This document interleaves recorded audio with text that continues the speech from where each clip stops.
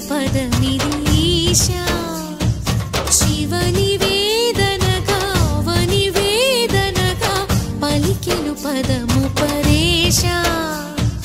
నీలకంఠరా చాలి పొందరా కరుణతో ననుగనరా నీలకంఠరా శైల మందిరా మొరవిని బదులిడరా నగజా మనోజ జగదీశ్వరా బాలేందు శేఖరా శంకరా భరత వేదముగ నిరత నాట్యముగా కదిలిన పదమిది ఈశా